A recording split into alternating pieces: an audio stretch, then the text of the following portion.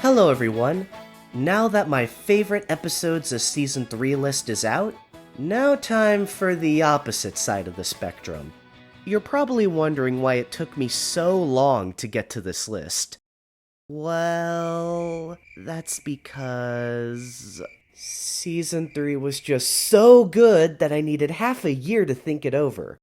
It was a long and arduous journey. I had to search deep within my soul to muster the courage and decide which 5 episodes didn't shine as bright as the rest of this treasure chest of a season. And to be honest, I don't think there's a single episode of Season 3 that I would consider bad. None of them bored me or brought out a negative emotion out of me. It's just a simple case of wasn't as good as the others. So before we start, I must emphasize, this is my opinion. You may like these episodes way more than I do, and that's okay. We all have different opinions, even within the same show. But enough stalling, let's take a look at 5 episodes that weren't as good as the others. What's wrong this time? I don't know. It's just not perfect enough. Perfect enough for what? Number 5. Tina's big. How big? Sit on him, Tina! What? Hey, bigger than you. The girls are tired of being bossed around by their parents, so they create an invisible imaginary friend named Tina, who they use to boss the parents around. Little do the girls know how bad of an idea that will become. To start off positively, this was originally at the very bottom of the list, but after watching it many times, it's actually a pretty funny episode. It's always enjoyable seeing the parents playing along in the kids' games, but here, the way they try to fight back adds a lot to this episode. Hey, that's not Tina! Get her legs! I'm trying! She kicks like a mule! It also has a good message about parents giving commands out of care for their children. On the other hand, it reminds me of Daddy Robot, which I think is more entertaining and effective. So we know that the kids' plans here won't work again, and since the kids were younger in that episode, here they come off as more bratty and entitled. But thankfully by the end, they learn their lessons and redeem themselves. Toilet hands.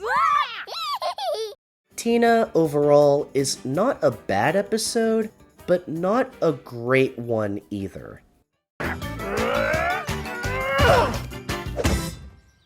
You didn't see anything.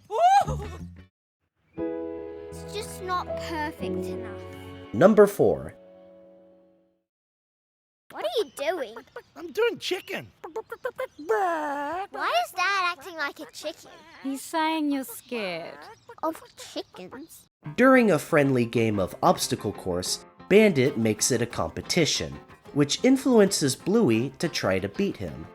It kinda pains me to put obstacle course on the least favorites list, because I think the moral is very strong, showing both that cheating never feels good and to work smarter, not harder. Seeing Bluey's journey feels inspiring, similar to watching Rusty in cricket. Not to mention Bingo having the funniest lines in the episode. What? No, but we won that! It will taste so much sweeter when you win fair and square. But Trevor's not meant to be sweet. It has the right ingredients for a great episode, but then this happens. Hey! What was that? Yeah, I can't be sure.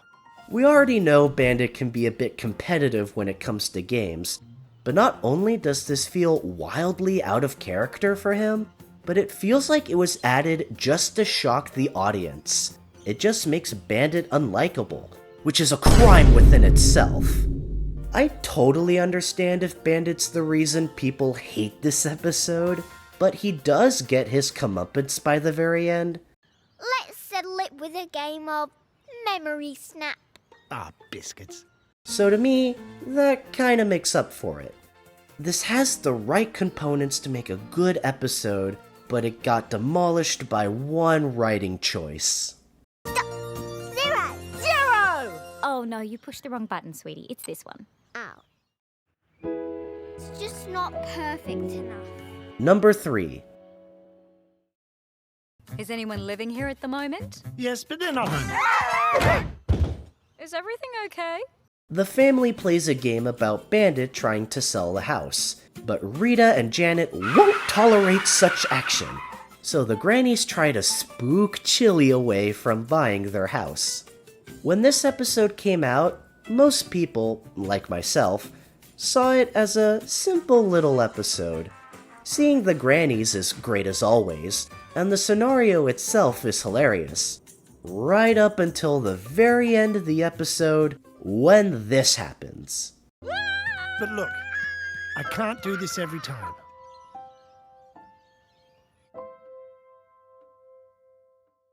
All of our jaws dropped to the floor at that moment. From that, our excitement for the sign grew tenfold.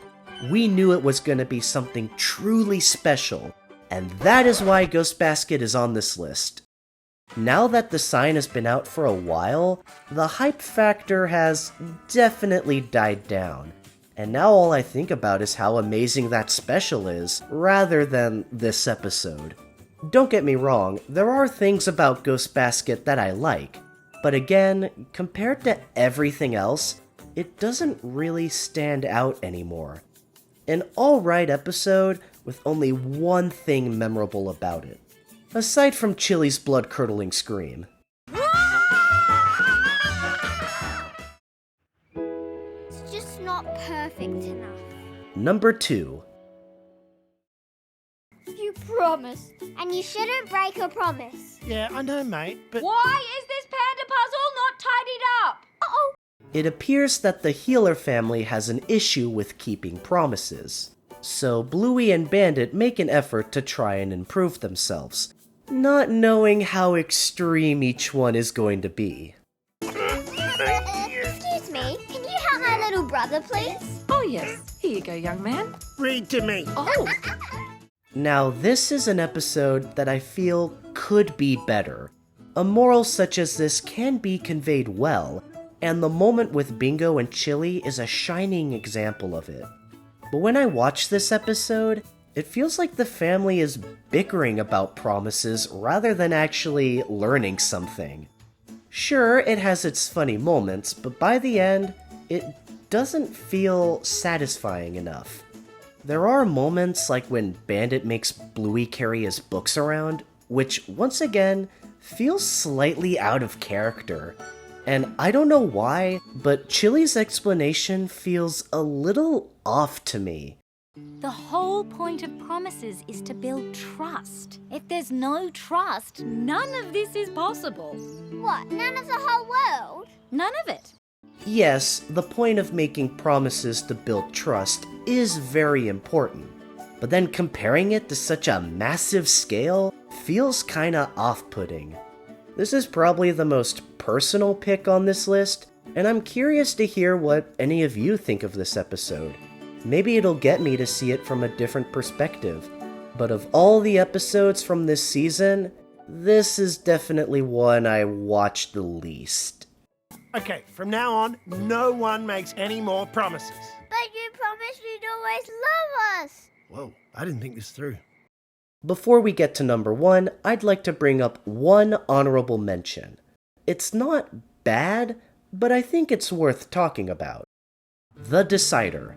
While I do like that Janelle and Chucky get their time in the spotlight, the ending always puts me off for some reason. The moment where Chucky has to choose which team to support feels unnecessarily dramatic, only for them to completely drop it, almost like we're not meant to think about it.